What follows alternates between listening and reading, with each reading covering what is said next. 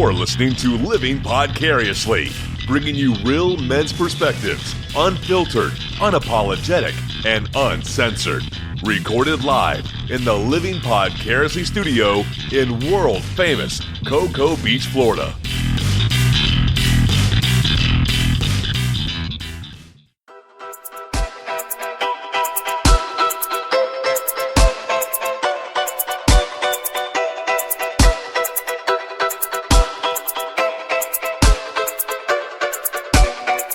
And welcome to Living Podcariously. This is episode number 12. I'm one of your hosts. My name's Adam. Across from me is... I am Tach. And back with a vengeance. No, back with popular demand. No, back because she's the best looking thing in the studio. Indeed. Hi, I'm Andrea. Hey, Andrea. How are you? I'm wonderful. Of course, I ask you that. I live with you. Really, Tach should be probably asking you that, but... How come you didn't ask how I was doing? Did I not ask how you were doing? I don't know. All right, on to our first topic. No, I'm just kidding. What have you been up to, Tach? What have you been doing? Nothing. I see you once a week coming over here, eating some pizza, drinking some beer, smoking some vape. Just working. Yeah? That's it. Yeah. Huh, well, very cool. Yeah, I'm glad you asked that. It's cool. It made for good content. So you asked me to ask you what's going on, Yeah. and then it was nothing. Nothing. Nothing at all. Nothing. Meh. I'm sure there's something, but I can't think of it. But Yeah. Well, we're going to be upgrading studios here real soon, Tach. indeed. We're moving on up moving on up. to the east side. Actually, Moving on to the up. north side of Barge, if that makes any sense to you. It doesn't. But yeah, we're upgrading studios. So we'll have some new studio space. Hopefully it doesn't echo as bad as it looks like it's going to because there's a bunch of tile in there. But hey, pool table. There's Pool. tile in here. Yeah, I guess that's good. But I got a ton of sound dampeners in there. Right. So anyway. All right, let's get right into it. So there were several things that happened this week that I felt pertinent to at least categorize and talk about on the show. I think this first topic probably doesn't have anything to do with the two of you. However, it's very pertinent to the NFL community. Can't wait. So, Tach, do Yay. you know what the NFL is? Yes, I'm not that stupid. Are you sure? Told you I used to follow football a All right. long time ago. So was there National Female lesbians? Yes. Liquors. Oh. National Female Liquors. Okay, let's talk about that. Well, let's trivialize it. Was there anything in the last year that happened that caught attention? Oh, are you talking about the Deflated Gate? Yes, the Deflate scandal? Gate. Yeah, So yeah. I'm a Miami Dolphins fan. Tach, if you had to choose, what team would you preference towards? I used to follow, my whole family was Chicago fans. Da Bears. So, Da Bears. All right. Andrea, if you had to choose a team, who would you choose? Whichever one you choose, honey. Nice. Whichever food you like. Nice. That's what I've dog. always been taught. Wow. Seriously. Sister, bring her in. Just bring her by one time. I haven't even met her sister yet. Just ask my camel. You do have a camel She's got a camel toe in studio. I've got 4. right between your legs, too. That is awesome. That's a segue for the last... Was it last episode of this? Yeah. Yeah, that we talked about Andrea's camel toe. So, yeah, maybe we'll take a picture of Andrea's camel toe and stick it up on Facebook.com/ Oh, I think everyone should see my camel toe. Living Podcariously. It's very cute. It even has a little hat. So anyway, back to the NFL. Deflategate, Yeah. Tom Brady. So that's really the topic of the conversation is Tom Brady. Okay. So to summarize it really quickly, the Patriots got caught cheating with deflating footballs so their quarterback could get a better grip on the ball and make better throws. That's the bottom line. All right. So each team has their own number of balls. They are tested before game. Sometime between the time they were tested and the time they were used, the Patriots deflated them. Now, the scandal came down to who did it. Well, the people that were involved all got either fined or suspended certain amounts of games. That included Tom Brady. Tom Brady was suspended for 4 games in the upcoming season, in the 2016 season. Okay. I'm glad they Sorry, I'm test watching all of their balls. Thoroughly. They test them for very pressure. good. When all this was going down, I saw Charles Barkley doing an interview or whatever. Charles Barkley was talking about all this. And he said back in his day, when he was playing in the NBA, that it was pretty normal because he always had like one of them little needle things, had one on him all the time. So if he ever got the ball or just before he went out, he would deflate it a little bit, whatever. It got to where his liking was, and then he put it back in like in his wristband or sock or wherever he kept it, and just kept going. And then the guy was like, "Well, did you feel like you were doing anything wrong?" He's like, "No." He's like, we did it all the time. Like, I wasn't the only one. Do you know what the difference is there between the two comparisons of sports? No. So in basketball, the ball that is used on the court at all times is the same ball for each team. So the advantage is for both sides. So if the ball being deflated is an advantage for Charles Barkley, it would have also then been an advantage for whoever his opponent was. Or disadvantage, right. So it's equal playing ground. In this situation, each team brings their own balls to use. So it's not the same ball that goes back and forth and back and forth. So, right. What was that? It's just my pussy. Serafina. Oh, my God. But in football, each team has their own. So the Patriots would have brought their, 26 balls or however many it was. Then the other opposing team would have brought theirs. So, make a long story short, the advantage would have been to the team that deflated their balls, which they got busted, and that's the Patriots. Well, Tom Brady was suspended for 4 games, and then he appealed it through a circuit court, and it got appealed. So he was said he did no longer have to, be suspended for those 4 games. Well, that got overturned today, or yesterday, in a Supreme Court judge's hearing. He overturned the appeal, refining Tom Brady, and Ron would love this topic. He would love to call in on it, I'm sure. Refining him those 4 games and suspending him those 4 with no pay. So now Tom Brady, at this point, he has another way out if he wants to. Can you appeal that now, too? He can't technically appeal an appeal that has been overturned. Right. What he can do is ask for where you get a grant of an extension for some sort of legalese. So technically he can push it out another year if he wanted to, so he didn't have to take his penalty till next year instead of this upcoming year. So is it by the next 4 games, or is it any 4 games that somebody chooses? The very first 4 games of the season. I would just do that, man. Get it over with. Agreed. You don't want to be the last 4 games of the season. And the Miami Dolphins play the Patriots game number 3 or 2 or 3, one of the two. So that's going to be a W in the column for the Dolphins as long as they do well. So we will see. Schedule's already set. Just get it over with. You can still win and go Super Bowl by losing 4 games. But when you're a Tom Brady caliber player in a sport like that, that is millions of dollars that you're going to be out.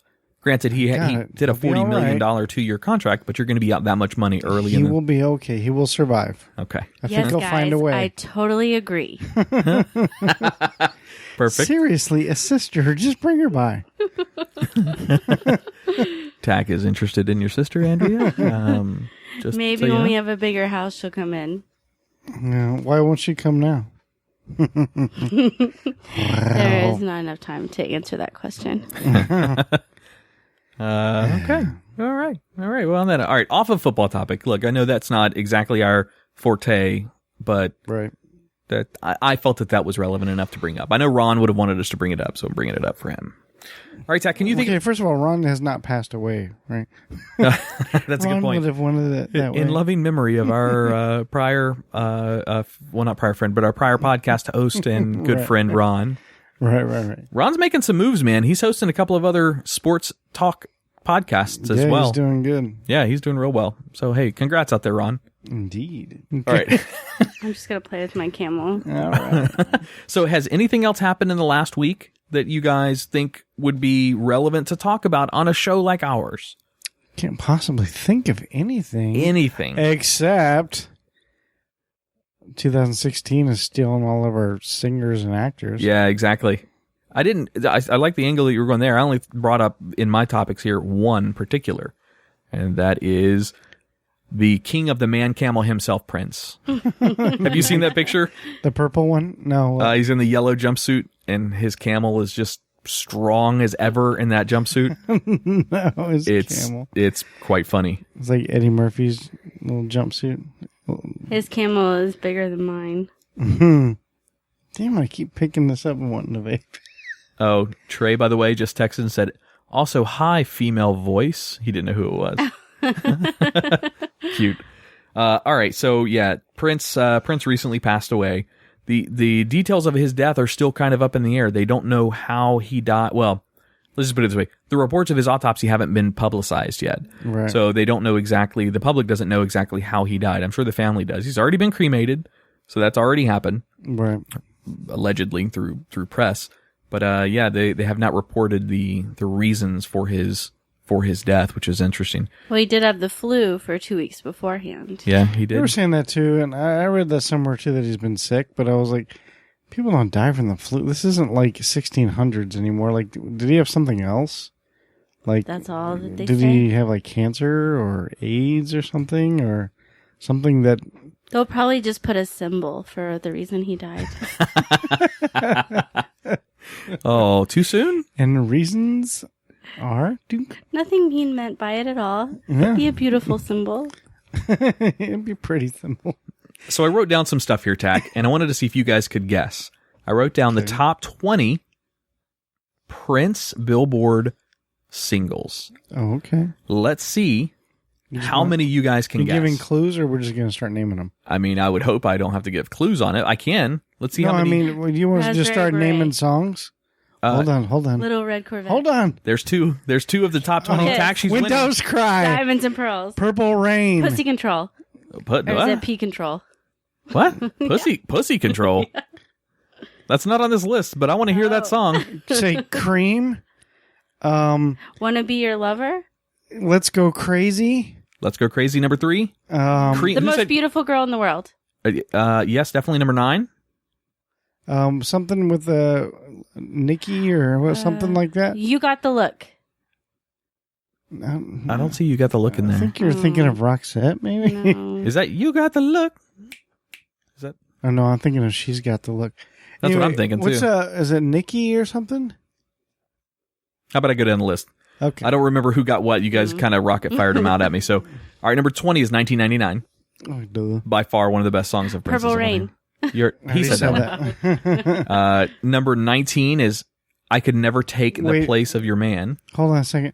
What is this? This Top is 20 Billboard this is in hits. order. Yes, in order. So the first one you mentioned is what the most.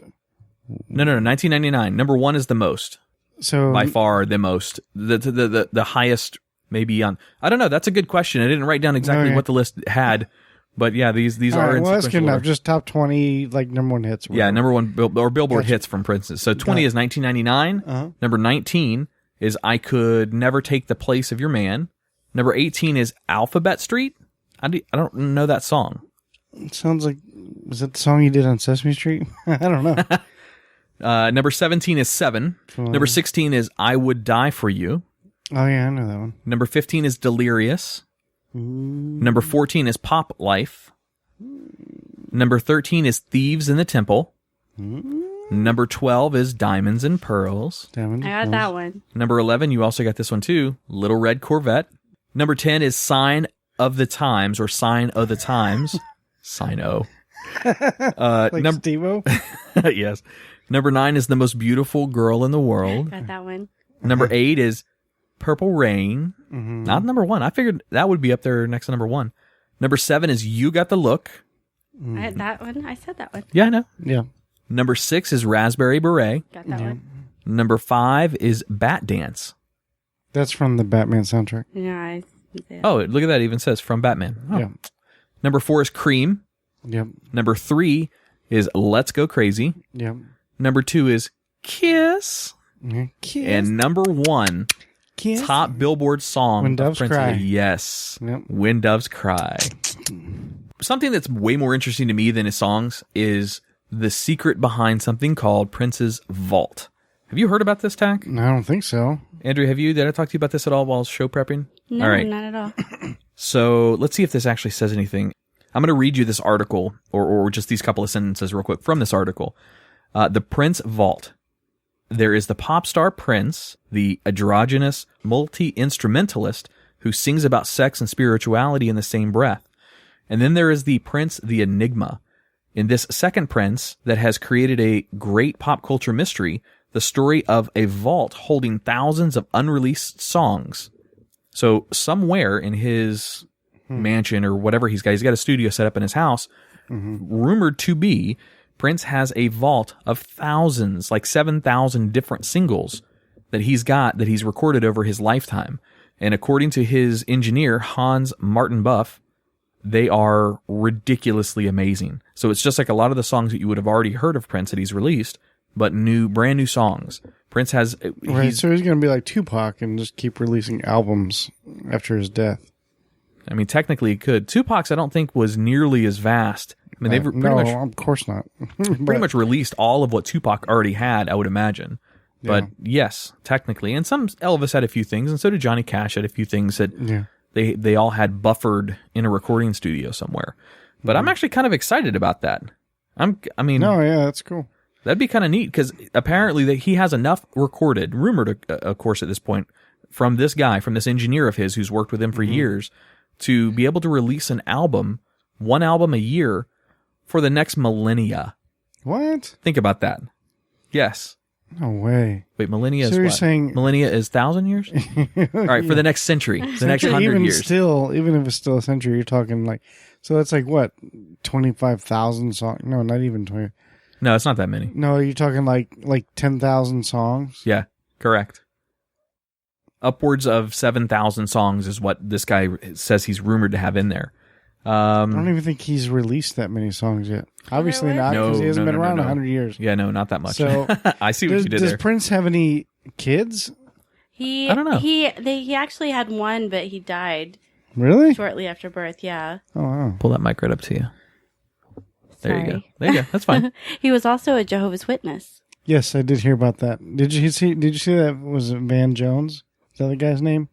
The engineer for Prince is Hans Martin Buff. No, it was a friend. I think his name was Van Jones. It's this black guy. He's like, he's in politics. He's in politics, and he's I guess he's a pretty important guy. But anyway, he was friends with Prince, and he did this interview the other day, and he was like, "Look, I want everybody to know who the real Prince was, that he wasn't allowed or didn't want anybody to know about." Because he was talking about how he was a Jehovah's Witness, which they're not allowed to, like, brag, I guess, if you will.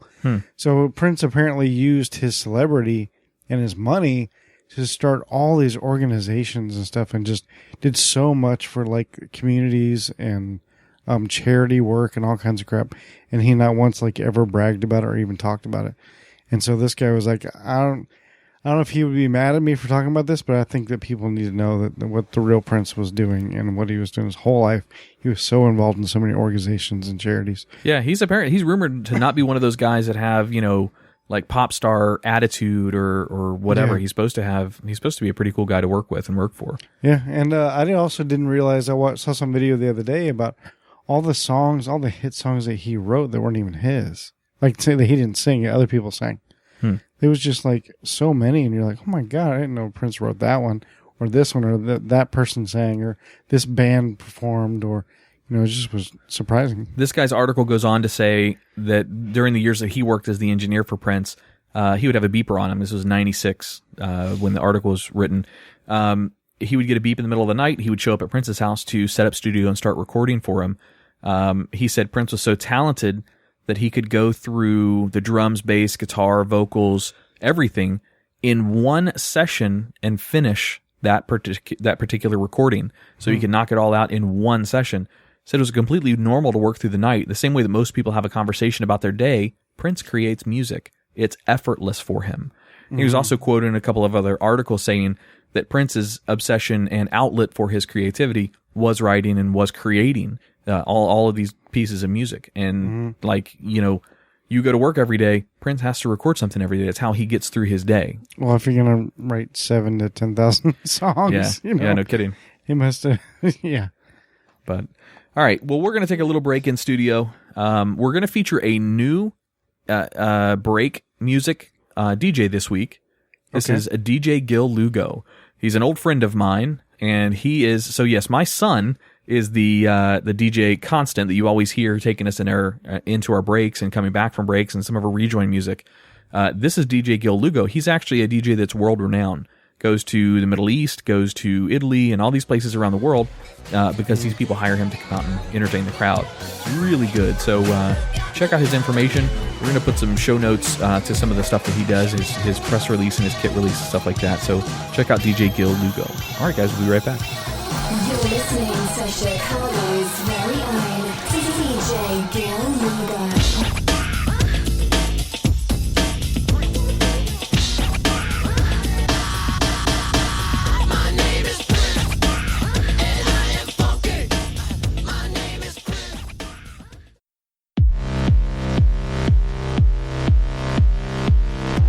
On behalf of Tach, Adam, and myself, the cast here at Living Podcariously is proud to announce we are partnering with Smoke Rings out of Merritt Square Mall in sunny Merritt Island, Florida. That's right, Andrea. If you're looking for one of Central Florida's largest selection of oil, cigars, pipes, tobacco, and accessories for smoking and vaping, then Smoke Rings is the place to go. Smoke Rings offers the latest products from oils to rigs. I bought my Kinger sub-ox from them, and it rocks.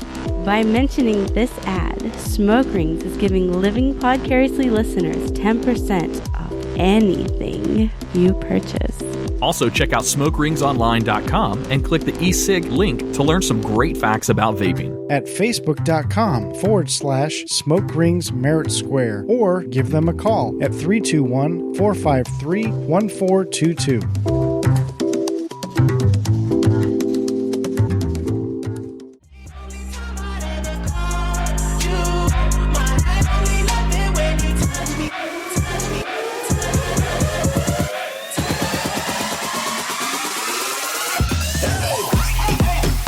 All right, welcome back to Living Podcariously. Tach, what'd you think of that Lugo? I know I played some of it before you came in or as you were coming into the studio tonight. What'd you think? No, it's cool. It's cool. Yeah, I enjoyed it. Yeah, a little different beats. He likes to mix a lot of stuff together, and he's really skilled. I've seen some of his videos on YouTube that he puts together too, and they're pretty sweet. It's cool. What about you, Andrew? Do you like his music? Me and my camel were dancing away over here. Oh, yeah. Very cool. Well, it's getting to be that time of year again, Tach. It is coming up on June 1st. Do you know what happens June 1st? Well, I live in Florida, so are you referring to hurricane season? Yes, I am. And I'm not talking about the college football team out of Miami. I am talking about the real deal hurricanes that come up out of the Gulf. Yeah, I didn't go there at all. Andrea, did you? Time to prepare for your hurricane parties. Hurricane parties, yes, that's a good point. It's true. Didn't Time think about to that. stock up on beer and wine and snack foods for all your friends. Mm-hmm. That's exactly right. Of course, 2004 was a different year for us around here, though. 2004 was the year the hurricanes had actually hit here. You want to know an interesting statistical fact? Okay. Do you know why Kennedy Space Center is exactly where it is? Actually, I've heard this in theory a long time ago, but I didn't know it to be fact. But it's because, well, hurricanes usually tend to go north or south of here. Mm-hmm. So in the launch window for where they want to launch to get into good orbit, the Kennedy Space Center is the least likely statistical spot on the entire eastern seaboard for an east launch that will get a direct hit from a hurricane. The least likely spot. right. So the Carolinas are the most likely spot. And then obviously out in Bermuda, out in the middle of the ocean a little bit further is even higher than that. But yeah, on the eastern seaboard, that's the least likely chance to get hit, a direct Well, I mean, hit. it's pretty true too. If you look at like a lot of when the hurricanes go north and the path that they go, there's a reason why the Carolinas and Florida kind of swoop around like that, because those hurricanes are constantly going right along that edge. Yep. And it does some damage on the. Have you ever? On the I beach. always get a little nervous because hurricanes bring babies. Because 2004. They fall out of the sky from hurricanes. They pick them up from like Cuba. I've never heard that. And drop That's them off in weird. Florida. Well, it must be true because I got pregnant in 2004. We haven't had a hurricane since, and I haven't been pregnant since. I do remember 2004. I lived in Jacksonville at the time. Not a good time. So, Tach, what she's saying is if we have a hurricane this year, come on over because there's a good chance she's getting laid. That's, But has I nothing don't to want do any with more that. babies. So I do. I want another kid. you can just have it. Yeah, I can have the baby, you can have the sex. Perfect. It's going to be a very busy hurricane season, let me tell you. What are the odds of two redheads getting together and having a redhead baby? See, that's the beauty of it. If it comes out redhead, that's her. gotta be That's from both not me. sides. That's a good point. There'll be If it comes no out proof. with tattoos, though, then I don't know what's up with that. Both of you guys can sing, though, so that baby comes out, we'll have some pretty good vocal bill. You may reincarnate Prince. Just saying. A redheaded Just saying. prince. as, a as redheaded white prince. as we are, maybe. But no, have you guys ever evacuated for hurricanes before? Have you ever taken off? And I did once when I was a teenager. No, we I just mean- got a lot of alcohol and stuck with rode it out? Yep. I lived in Merritt Island at the time when I evacuated, and it's a good damn thing, too. When I came home, we were patching up our roof with that tarp that you're supposed to put on it so shit didn't get in. There was a news helicopter over our house because we were one of the worst damaged houses in all of that area. So they were actually filming us hammering down tarp on a roof to prevent more rains from coming in the house. We evacuated to Savannah, Georgia. You know why we went that far north? Every hotel north of Jacksonville was taken. Everything. Yes. It was I've tried to ridiculous. evacuate before too. Jeez, Just keep going north and Poor St. north. John, you're good. I didn't know anybody. The only other people I knew were in Tampa, and they weren't there, so I couldn't go stay with them. So so me and my girlfriend at the time, my roommate, his name was Johnny, my buddy Scott and his wife, we all headed up north, and my folks all headed up north, and we kind of did our own hurricane party up there. There was an Applebee's attached to the hotel, and we all just kind of got shitty drunk and had a big vacation at hotels and just kind of partied it up there. We did the same thing. It was just a baby making party. Yeah, well, that seems like a better party. He didn't do that with his mom, that party. My mom and dad party out. Just saying. Just saying. Well, I lived in Jacksonville at the time, in 2004, and it was awful for us. Like, I was out of power for like 5 days.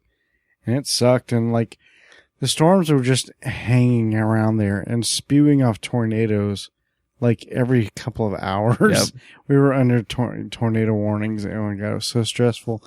And it just sucked.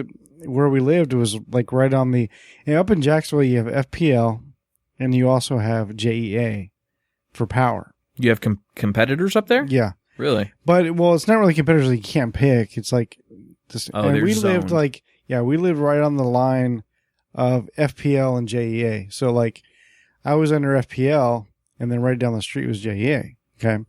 So, FPL people, us, yay, we're out of power for 5 days. But you go down the street, and we were, like, stayed in the house for 5 days, Come, like, the 4.5 days, finally, we're like, we need to go to the store again. So, I went out, and it was still not as stormy, it's just every once in a while, shitty weather would come through, but it was still kind of sunny, but we still had no power.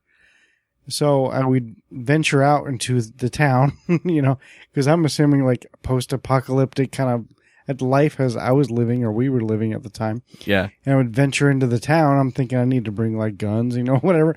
No, the rest of the world is going on as if... Yeah, like Subway's open and... Every place is open.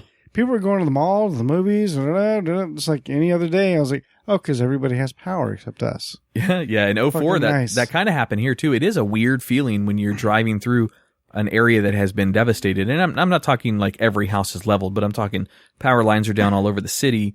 Nobody has power. Nobody has good, clean water. It does feel kind of post-apocalyptic because... Yeah. I'm assuming that's how we're all living in Florida until I drive down the street. And it's a normal day. Okay, like that was way better else. than ours. We were out of power for 2.5 weeks. Oh, my God. Shit. You guys were way out in... No, it's just in Port St. John. Oh, okay. It wasn't too bad, but we were out it's Hurricane Francis. And we had 2 of my friends, 4 dogs, 2 cats. So there were 4 and a people. partridge in a pear tree. And a baby we brought making all factory. our food together, and the first night we're all having fun. We still had power. We ended up eating like all the food the first night. And then, that's why you don't bring 2 days weed later, when you could walk outside, like we walked around over to Fay. It was probably about a mile walk. And there was a gas station open, and they had the restaurant Scoops open that had hot dogs. Well, they were all out of buns for the hot dogs, but there was a line out the door for the wieners. People were lined up for these hot wieners. There's a joke in there. I'm looking for it. So we went and got us some wieners and went to the gas station. Did you enjoy your wieners? It was the best beanie weenies I ever had. I can't make a joke on beanie weenies. I can make a joke on wieners, but beanie weenies I know, is she had stretching to it. ruin it right there. She I'm was like, sorry. I'm sorry.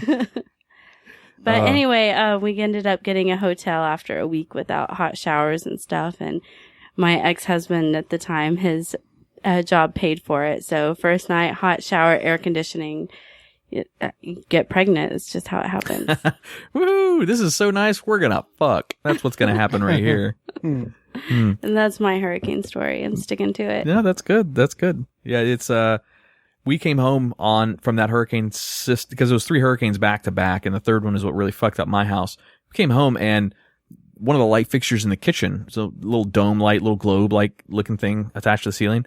The light was on. We actually had power when we first got back. It cut off a couple days later from repairs, but the light was on, but it was full of water. Not quite up to where the receptacle was, but the bulb itself was underwater. There was a cascade of water coming over our kitchen countertop because the roof had collapsed in. So water was pouring in over that. Yeah, it was bad. It was ridiculous. That's that house right down here, by the way. Wow. Well, any advice I have, if the power goes out, clean the refrigerator right away. You do not want to wait 2 weeks. You especially don't want to wait 2 weeks and then you're pregnant and then try to clean it out. Mm-hmm. She ain't lying. She ain't lying. Lovely Florida.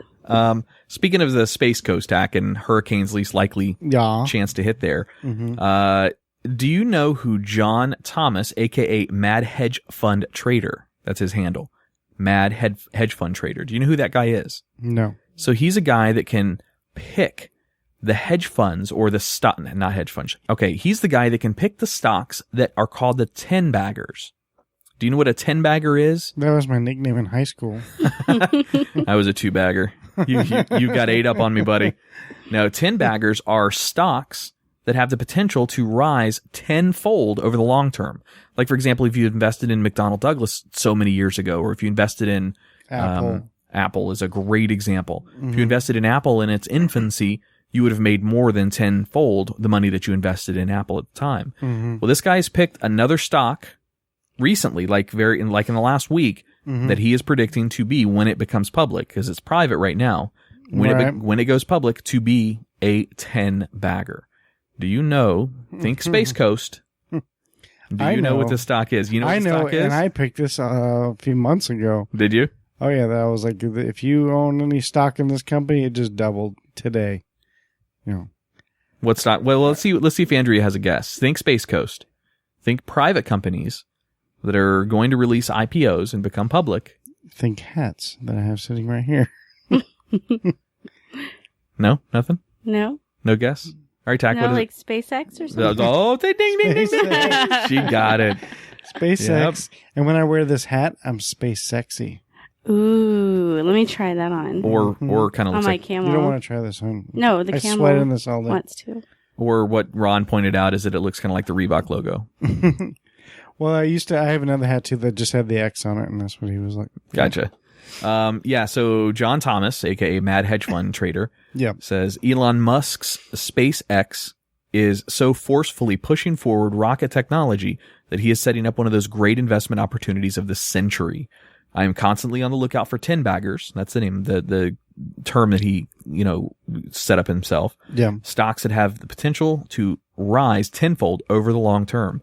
SpaceX is not yet a public company, being owned by a handful of fortunate insiders and venture capital firms, but you should get a shot at the brass ring someday.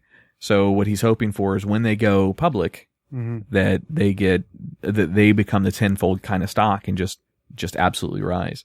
There's a few more things in here. Only two major companies are public, Boeing and Lockheed Martin, and their rocket business are overwhelmed by the aerospace lines. By other aerospace lines. SpaceX, by the way, currently accounting for $200 billion a year in sales globally.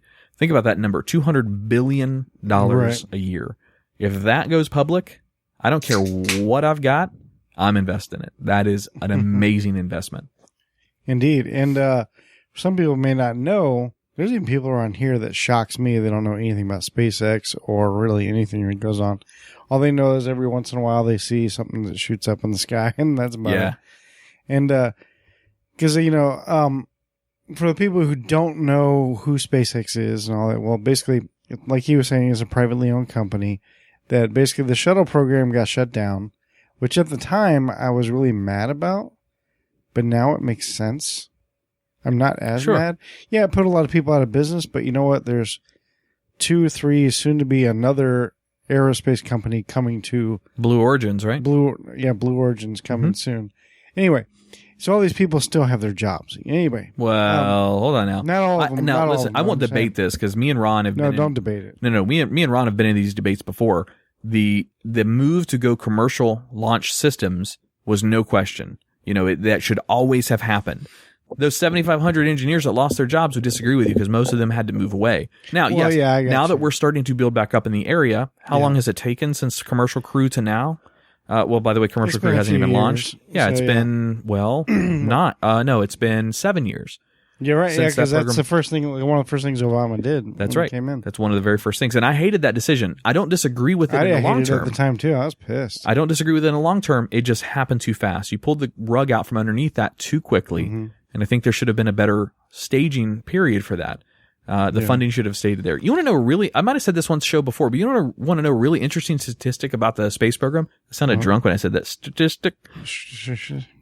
What? Take every budget for NASA since the inception of NASA in 1958, I believe. Every annual budget, the government issues budgets to Right. add them all up. Okay. That number doesn't even come close, not even close, to the bank bailout that just happened under Bush, I believe, is who did that. I understand people have their own opinions of priorities, but let's really consider those two things. And I'm not an Obama fan for the most part, but he just recently did in his last budget something that was pretty astounding. He gave NASA, and I don't know how much of this we really want to get into, but he gave NASA one of the largest budgets NASA has ever received, ever. So I was pretty happy to see that come down. So that was pretty cool. Well, the one thing is too, like the shuttle program was so expensive, and that's the reason why they shut it down. Sure. With every shuttle launch, you're talking like $125 million per launch. Yeah. And that's government money. Is it more than that? I think it's a rough number, but it's Okay. roughly around there. And SpaceX can do each launch around $25 million. And if they're able to reuse those rockets, And that's what we're talking Yep. about. That's the reason why Elon Musk is brilliant and why the stocks are going up. Because SpaceX just finally figured out a way to land the first stage after launch instead of it falling and crashing in the ocean and basically being disposable. He's found a way for it to come down and land safely again on a landing pad or a barge. Yep. And now it can a drone be barge, reused. a remote control ship in the ocean. How fucking cool is that? And it's right out there in the port. And You it's can go- go to Fish Lips, and Brenda said you I can know, we actually have throw a rock and like hit it. We It's don't so recommend that, close. but yeah, definitely not. But I mean, it's so close. Well, no, I you can got see you. it right there. Yeah. I mean, well, I can touch it. I mean, we have a post that's right there. Oh, How I Love You, I think is the name of the ship. So, oh really? Yeah. Oh, that's cool. And so now we have a reusable first stage of the rockets, which is going to save even more money, and it's just amazing. Plus, if you haven't gone online and looked up SpaceX rocket landings, oh my god, it's so amazing just to watch, even on video. It looks like it's out of a sci-fi movie. It's so awesome. And for those of you who don't necessarily know who Elon Musk or SpaceX is, Elon Musk is also the CEO of Tesla. And also get out of the rock you've been living under. This is the that's a good real point. no shit deal. Well, Tony we Stark. do have some downloads.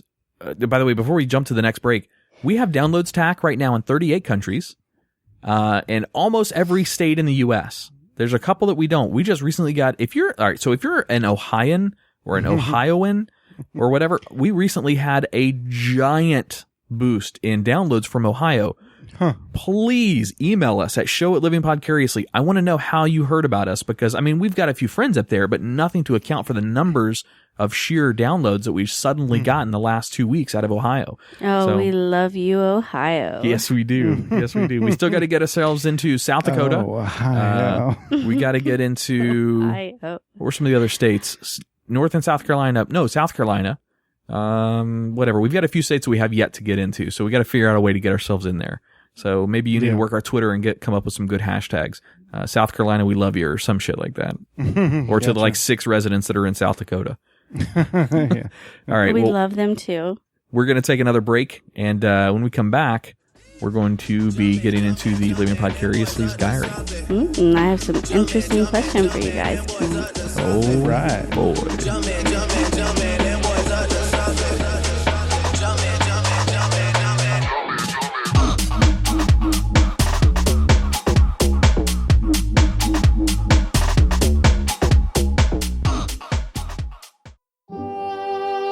Peering into the inner thoughts and expressions of men.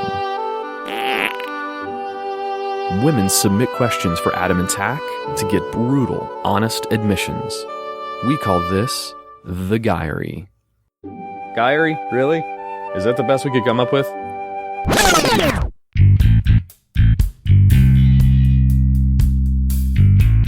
All right, we have some interesting questions for you guys tonight. Are you ready? Oh, yeah. Oh, boy. All right. Well, let's see. We'll go right to the first one. This one is from Alexis from Ohio. Ohio. Not my daughter, is it? We love Ohio. Uh-oh. She didn't live in Ohio, though. But Ohio, there we go. Ohio representing? I know. We're right. getting some Ohio love. Yeah, we are. Well, this one is kind of a love kind of question. It's Okay. why the mindset that being in a long-term relationship is the end of fun? Because it is. No. Why do people think that? Mm-hmm.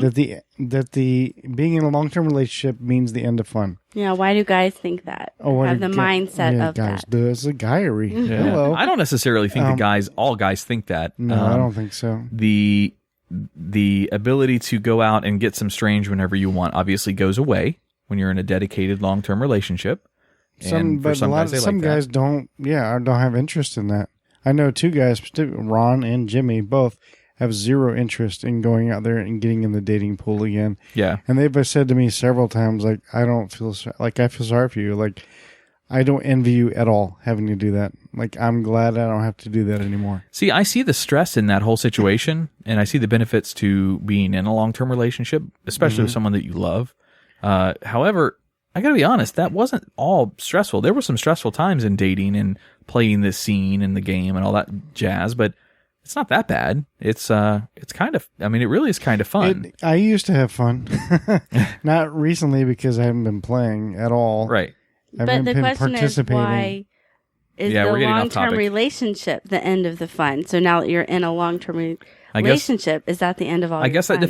depends on what that person classifies as fun. I think so too. Fun is different. So if you classify fun as going out and getting sex or getting laid or having relationships with lots of other girls and not being tied down just to one person, then yes, that would be the end of fun. But that doesn't classify fun for me. Fun for me in a relationship, that I happen to be in right now is the devotion and love that I feel for the person that I'm with. So that's more satisfying to me than chasing, or dating around or whatever. So it depends on how you classify Right. fun. It's a different level of fun. Not a bad question, but that's a very stereotypical question to ask to a guy. Yeah. Because we're different. I mean, we really are. Yeah, the guys that would actually say that is a really small amount. Well, we've had a guest on that probably fits into this question who would answer it as it would be the end of fun. Yeah. I know who you're talking about. Yeah, that's our boy Connor. We can call him out on that. Connor is your stereotypical player. He's a good-looking guy. He does really fun and entertaining things that gets him exposure in a lot of areas. He's got better game than most people I've ever met in my life. Mm-hmm. So to him, maybe the fun of the dating or of being with women is being with multiple women, and being tied down to one would not be fun for him. Maybe that's he may be like one of the very few only guys that would answer like that. Yeah. Most of the guys I know would say, I don't agree with that at all. So, Well, being a girl, I would just want to say that I always make sure and the fun doesn't end. I always like to spice things up and make sure there's always something new and I fun around actually the corner. believe you. She stuck something in my ass the other night, Tack. It was really weird. No, I'm just kidding. And once you again, won't I will. believe the things I still haven't planned for you. What? And once again, I will say again, just bring your sister by. Maybe put her on the phone. I don't even care. Runs in the family. Oh, jeez. All right. Number 2. This is an anonymous question. It's actually kind of 2 questions in one, I guess. Do you ever fake orgasms? And do you notice if a girl fakes them? No, and yes, after experience. I've never faked an orgasm. I mean, at least I don't think I have. If I had, it was because I was drunk, and I don't even think I would have faked it if I was drunk, but no. Intentionally, I don't think I would ever fake an orgasm. I would just say it's just not going to happen. It's not going to perform tonight for whatever reason. I'm not going to get to that point. With some women, I have been able to figure out after time, just knowing their body language, that they have faked it. And after I've asked, why did you do that? The answer is always the same. The answer is always that they didn't want me to feel like I was less performing. that they were doing it just to make me feel better. Because a girl doesn't have a fake orgasm to make herself feel good. They do it to make the guy feel like he's accomplishing something. Well, a girl doesn't always have to have an orgasm. It still feels good if they don't or if they do. Well, that's good. It's good to know. I mean, it still feels good when you are having sex. You don't always have to have the orgasm. It's good to what know. about you, Tach? You ever faked with me? No, I've never faked, but I've wanted to, if that makes sense. Yeah. Because I've had plenty of times, like I said, I've had problems in the past where, well, maybe I've never said this on our reboot, but I've had problems in the past where I tend to go too long, and it can get very frustrating for her and for me. More so for me, but I've seen them get a little frustrated too. You're talking like going over an hour, and I'm getting overheated, and what's frustrating is that, like, try not to get too much into detail here, but when it has to be just right, and any small movement done on her part, you start back at 0, and it's frustrating. It's not her fault. She could just be adjusting to whatever, but any little minute movement. And it's like, it's to the point where chicks like this, like, where you're kind of like wrestling around, like, stay, it's like, don't move, And then, but I've given to the point where I've just given up. And I wanted to fake it because, once again, I don't want her to feel like it's her. It's not her. And I have to tell them, like, it's not you. Trust me. It's me. I've had this problem before.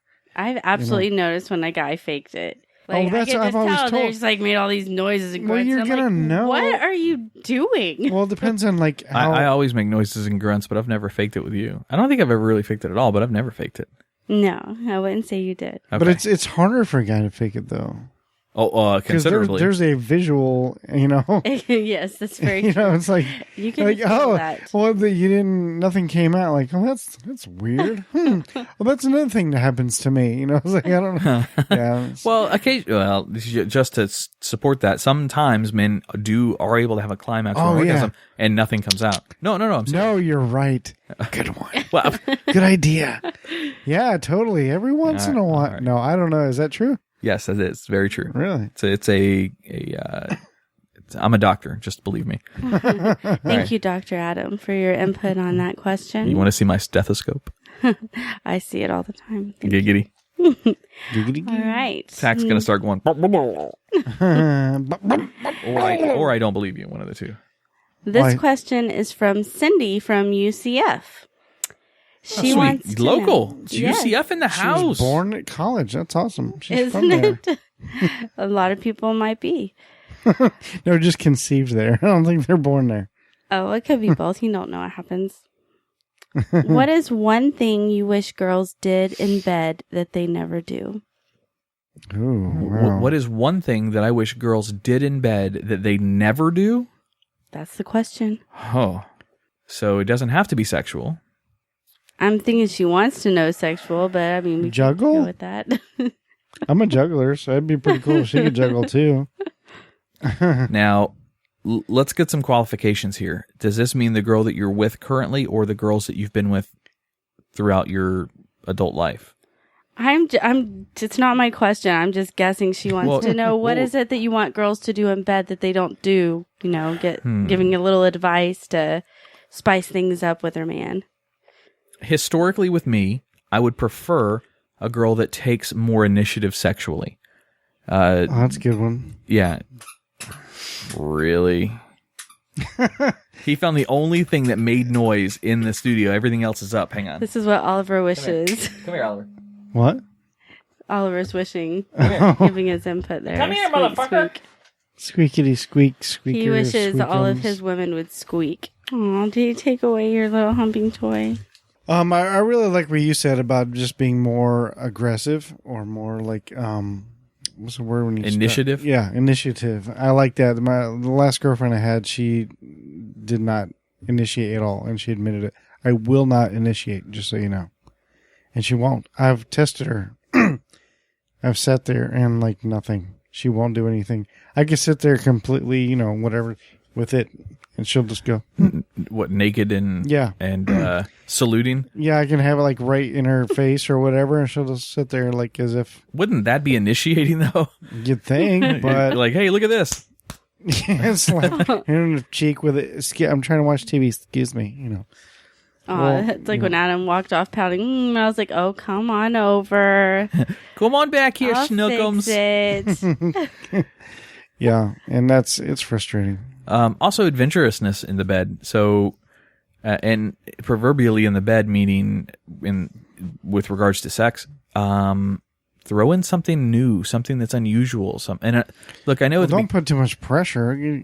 Something new, like every time. Well, no, not necessarily. Okay. So just traditional, the same old sex all the time. And I know this is on the guys' part too, but the question was driven towards what would make you happy with a girl. And I've said this before. I'm a huge fan of outfits, especially themed outfits of any kind. I'm a huge fan of.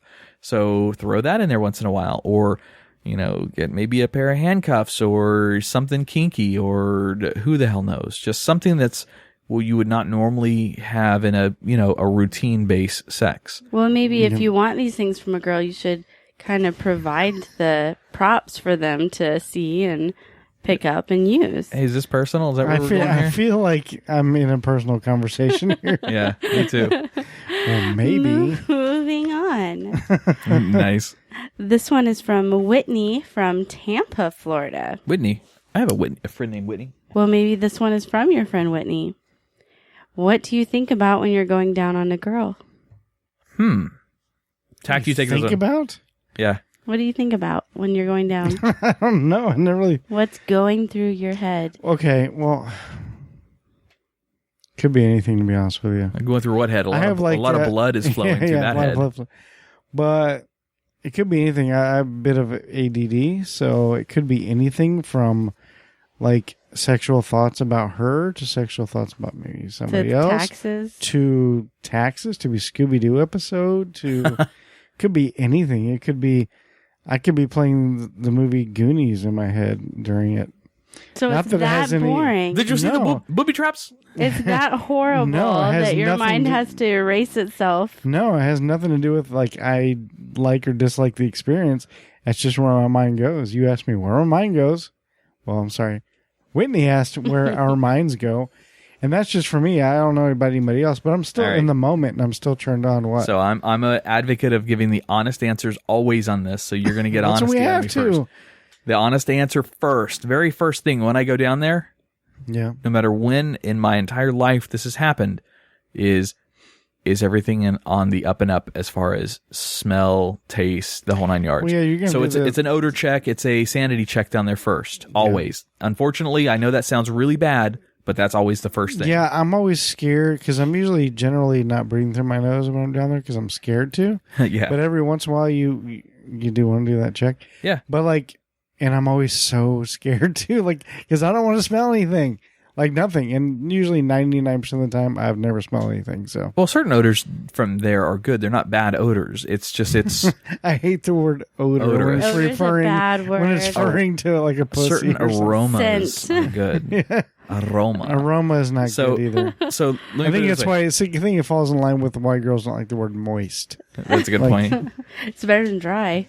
The other thing that happens to me after that sanity check is done is I run through my routine of advice that I have been given in the past by other women that I've gone down on in the past and I've received criticism, like constructive criticism from.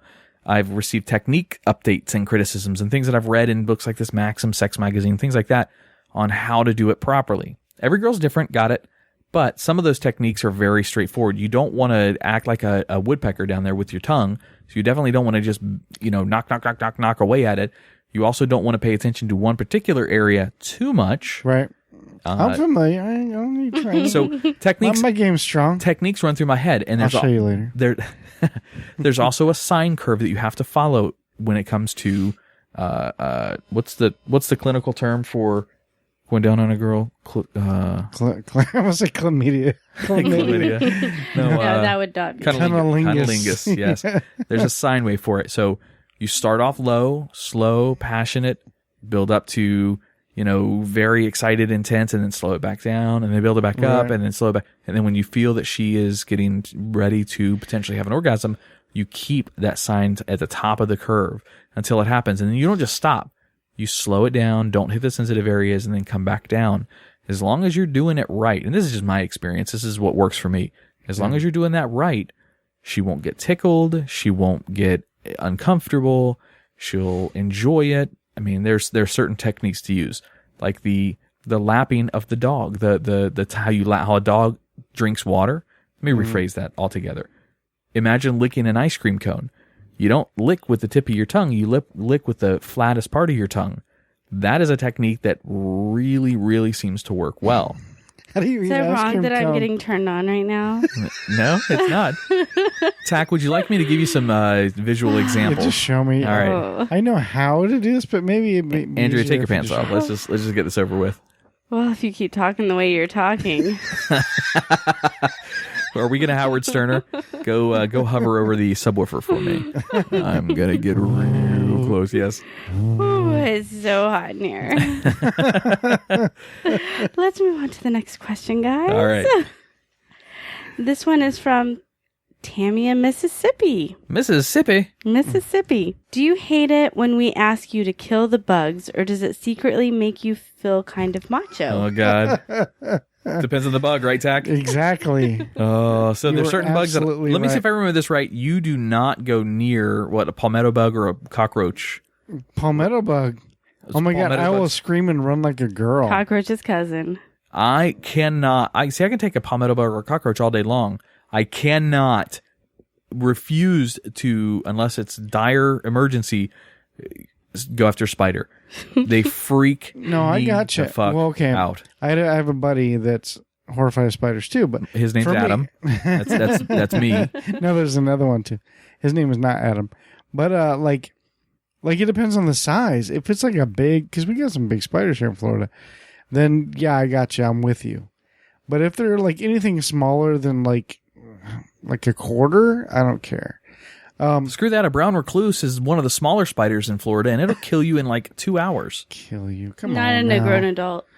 No. What about a grown adult that's a real pussy when it comes to spiders? That's me. So we're going to be in a house. There's going to be some tiny spider on the bug, and we're going to be standing on the chair screaming like girls for hours till someone saves us. Pretty Till much. I come over. Burn the fucking house down. No, like I have a buddy. And If you come over to kill a spider for us, she'll blow you. I'll cuddle your balls.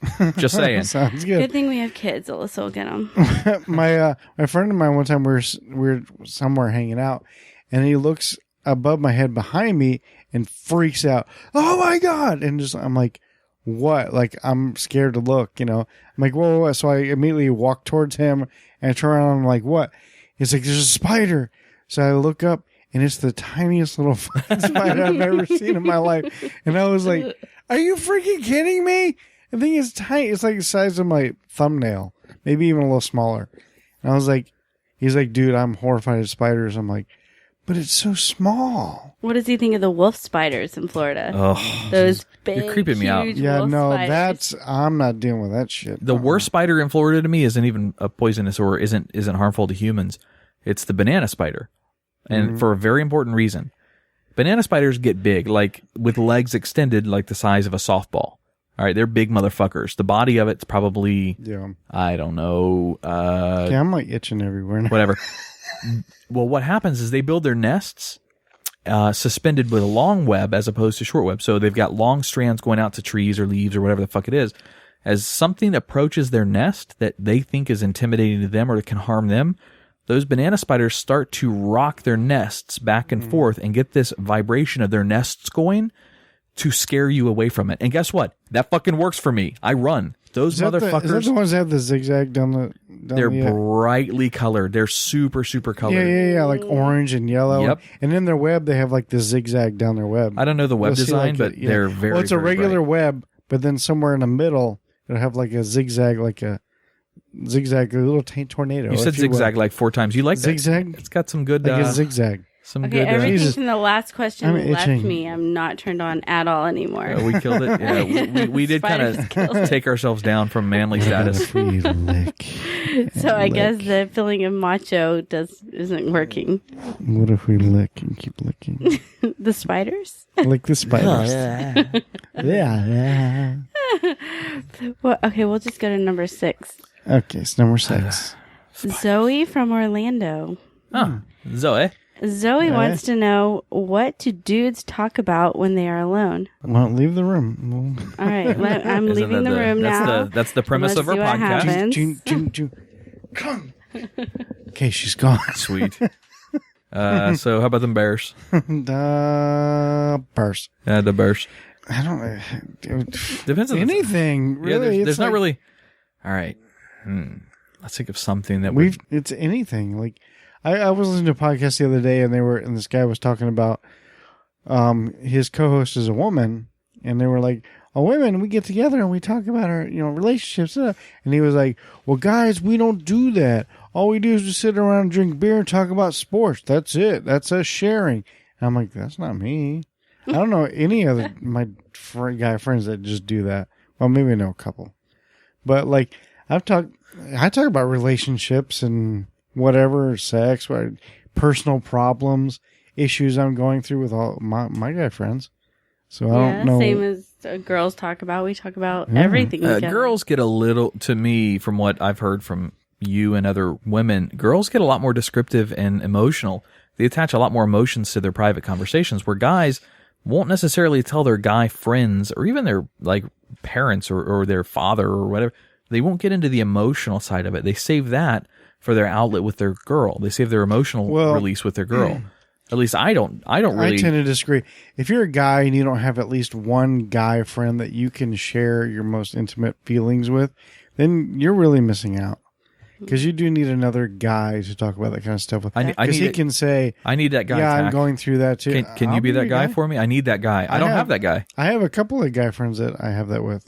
Well, now I'm jealous. See? Well, See how this works? like, see what you started, Andrea? You need to let your emotions out. There's like Jimmy and Ron. I could talk to them about anything.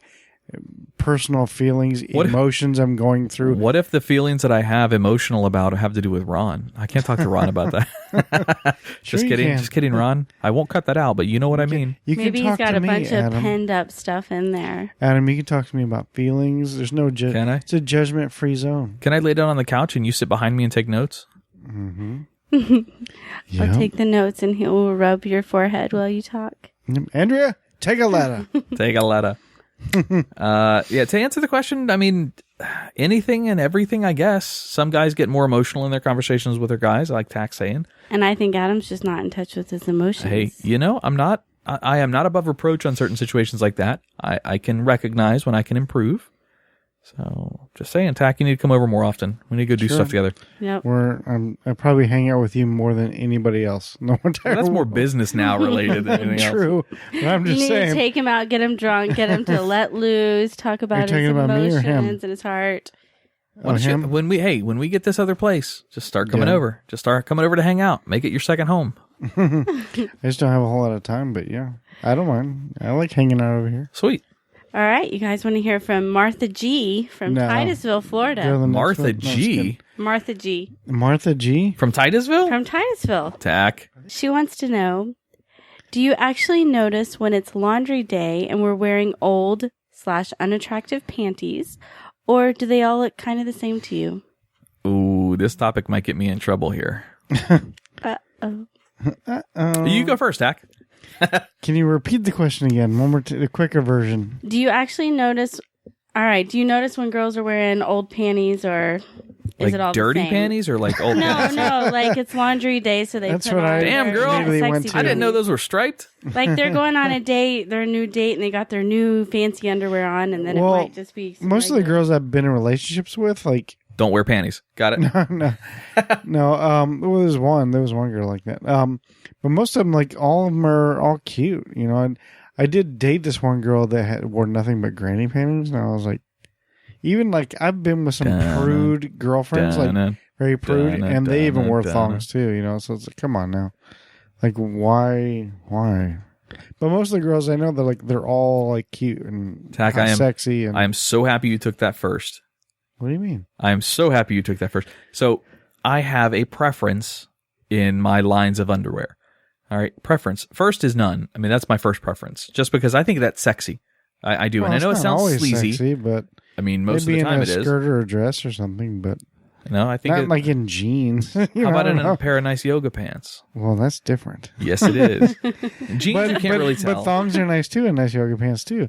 Because like panties on a girl is sexy. I personally don't like granny panties. I like boy shorts, which cover more than granny panties, more than I like granny panties. Boy shorts that come down the, you know what I'm talking about? Yeah. I like those better than I like. So my preference of order, nothing, thongs or G-strings or whatever. Right. Boy shorts, then granny panties at the very last. So that's my order of things. Now, on older versions, like everybody has a cute set of whatever category you fit in there and a old ratty set of whatever you happen to fit in there. To be honest, it doesn't really matter. I'm not paying enough attention to, you know, the age of the underwear or whatever. That doesn't make it or break it for me. Right. What makes it or breaks it for me is the attitude of the girl. That's really what does it for me.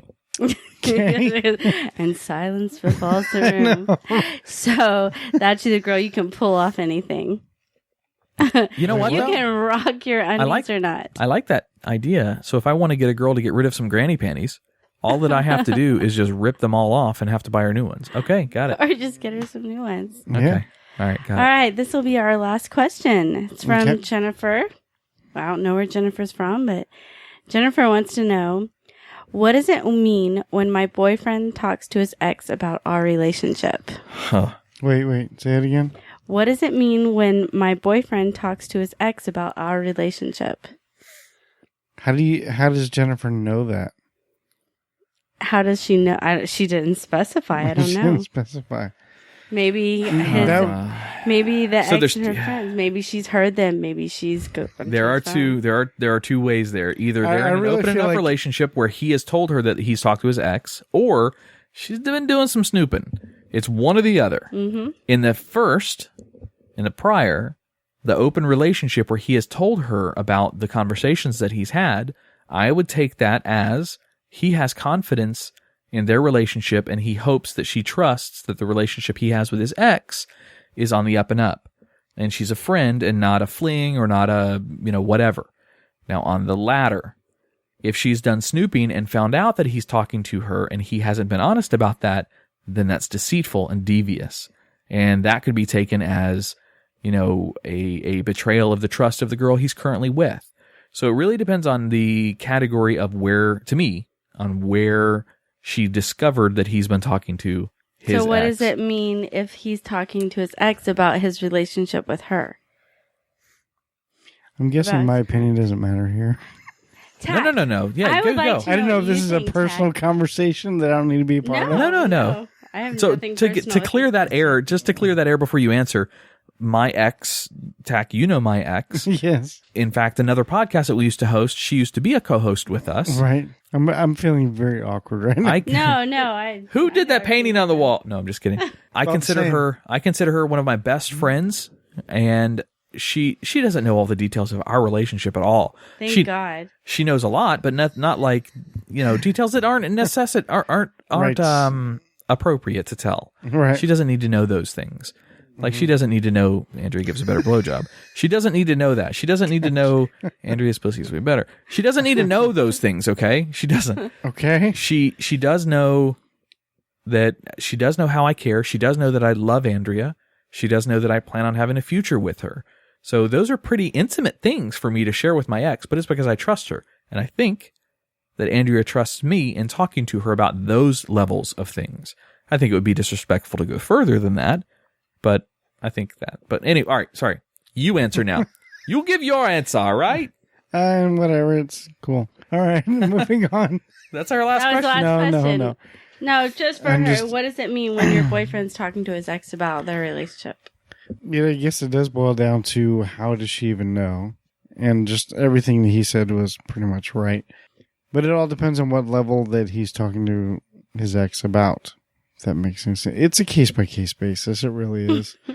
Because, I mean, everything could be a case by case. But this one is very specifically, because I can't speak for that couple. We're going to have to reach back out to Jennifer and have her clarify her situation and let us give her a take on it. Right. Like, there's a lot of missing information here. That, So like Dr. Phil? yeah, there's not enough information to base any kind of an opinion on. Because, I mean, it could be anything from, who knows what he's telling his ex? I have no idea. I don't either. It could be like, he could be complaining to his ex about his current. All right, Jennifer, send us another one. Ask us, tell us a little more about your situation. We need more detail, Jennifer. And I will have the guys Dr. Phil it for you. We will Dr. Phil it. Dr. Feel it. We're going to add one more thing to the Guyry tonight. Okay. And we're going to make this one a quick round since this is the first week we're going to do this. Tack, if you remember 2 weeks ago or a week ago, we had a listener by the name of Aaron, a male, Aaron, send us a piece of email. Maybe it's one of the, no, never mind. Asking if we could also do a reverse segment where guys ask girls questions that they maybe normally wouldn't ask their girls in a relationship. So it's the Guyry, but now that we have a female host on the show with us. So it's not the Guyry.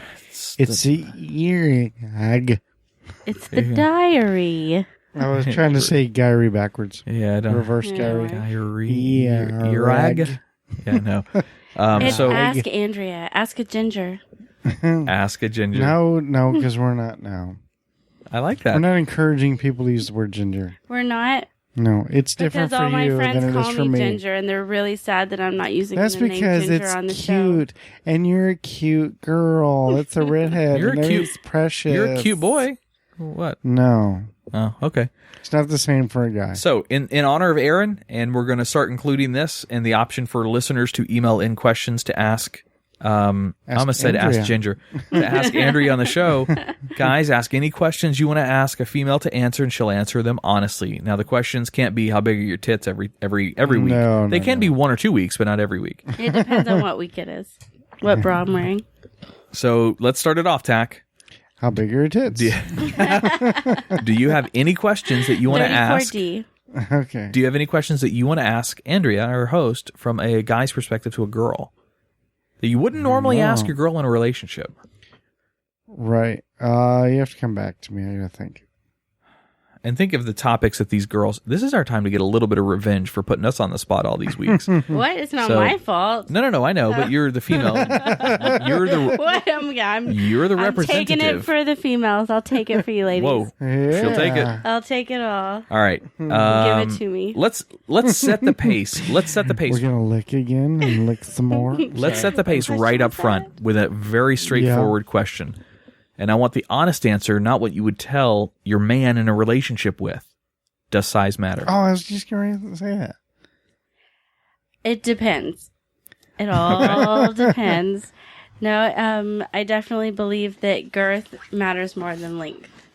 But there are some guys that it's like, oh, I can't feel anything, and that doesn't feel like anything. There are some guys who it's way too big, and that is too much. So I think more of it's what you do with what you have. That's such a cop-out answer, though, isn't it? But it's the truth. It's the absolute What I truth. hear, but... All right, so have you ever told a guy you're too small? Well, of course not. I just Okay. leave him. You wait, what? Or you just leave him? Is that what you said? Damn, now if she leaves me, I'm going to, God damn it, little guy. Okay. All right, Tack, you got anything? Ask your question. I was going to share a story, but I'm not going to. Uh-oh, don't give us another... No, if you feel like you're inadequate in size or anything, there are so many other things that you can do to please a woman. Do you want me to go over those details about how to go down on a girl again? Yes, I need to know about that one again. Exactly. Explicit details, please. I'll give you a PowerPoint presentation with visual examples later. Oh, I got another one. Okay. Since you're still thinking. And these are right off the top of our head, guys. These are not Well, right on scripted top at all. of your head. I can't think of anything. So when women go through their cycle every month, the ugly beast that is PMS tends to show its face in some women way harder than others. Some women can go through it and never have any kind of emotional turmoil or tumultuous times, where others, you literally don't want to be around for a week or 5 days or whatever the hell it is during that PMS hormone phasing. Do the majority of women actually have these symptoms? Are they legitimate? And I know the chemical imbalance and change is legitimate, but is the heightened moods, Are you overreacting? yeah, is it real, or are you guys using that as an excuse for maybe being a little bit more upset or hasty or whatever? I butchered that question, but I think you understand what I'm trying to say. I think it really matters what's going on during that time. If something more serious is going on, your mood and everything is heightened. So if something more emotional is going on at the same time, you will be overly dramatic about it. Things are more intense to you. So the small things are a little bit bigger. Oh, small things. My dick's bigger. No, I'm just kidding. Yes. That's sweet. Sorry. I apologize. No, it's fine. So I think, just something as silly as watching a sad movie during that time with your emotions, you're going to cry a little harder. So if something a little more intense happens around that time, it might seem more like a beast is coming out. But I think it just happened. It's more about what's going on in your life at the time and how you deal with it. Okay. Well, I was with this a girlfriend I had. She straight up told me, she was like, because my daughters like to over embellish about their monthly whatever. They're cycle. menses. And so they like to, or they call it Shark Week. But, it's like, they're like, well, I'm on period, and I'm allowed to be a bitch. And, and I'm like, no, you're absolutely not. You're not allowed to use that as an excuse. And I dated this girl who was my girlfriend. She lived with me. And so she helped me with the girls and the kids, and she agreed with me. She's like, no, your dad's right. Like, this is not, It's not your week to just be whatever you want. Yeah.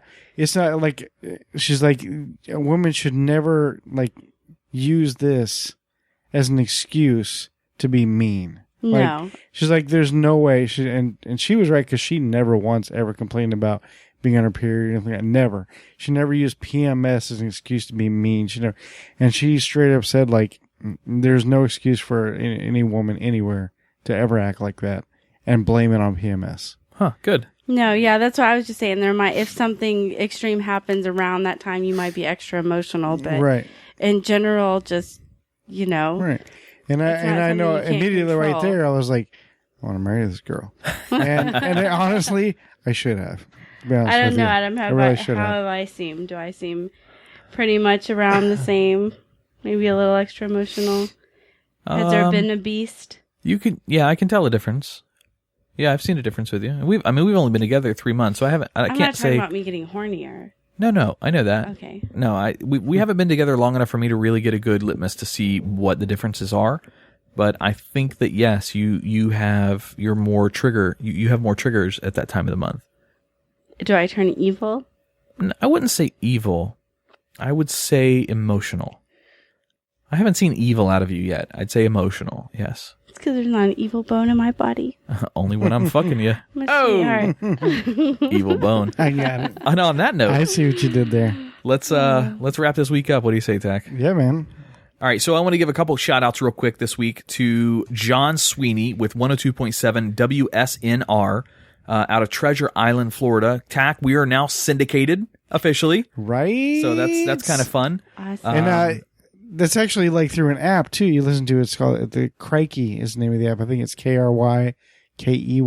Yep. Or you can go stream directly from the site as well. So that's 1027wsnr.com. Mm-hmm. So you can go right there and just click play right on that main site. But the station is commercial free all the time, with the exception of the commercials that we've got in our podcast. Those will still play.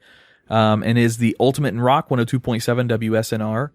I've been listening to it too. I've been checking it good? out. Yeah, I've heard a few things on there. I was listening to some Guns N' Roses the other day. I was like, right, number one rock internet radio station in the world. Yeah, I'm excited to be on a rock channel, man. That's cool. That's my bag. So that's our first shout out.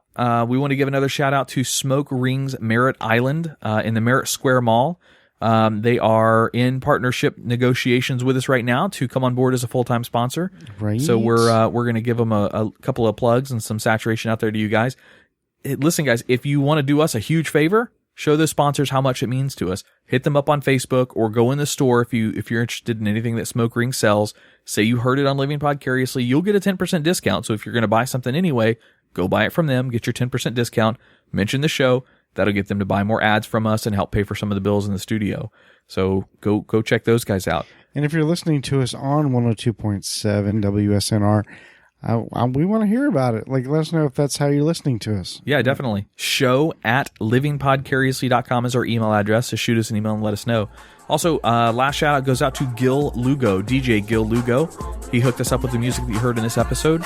We'll have some show notes to his links and some of his press kit stuff. So if you guys are interested in his music, you can go check out that stuff. I don't think he sells it per se on like iTunes or anything, but you can go check him out on SoundCloud. And the more listens he gets on SoundCloud, the better for him. So again, that's DJ Gil, Gil Lugo, Lugo. I don't think I have anything else. Do you guys have anything else you want to plug? I'm all set, Andrew. I'm good. All right. Well, on behalf of Tach, Andrea, and myself, Adam, thank you for listening to this week's episode of Living Podcariously, and we will see you guys next week. See ya. Bye.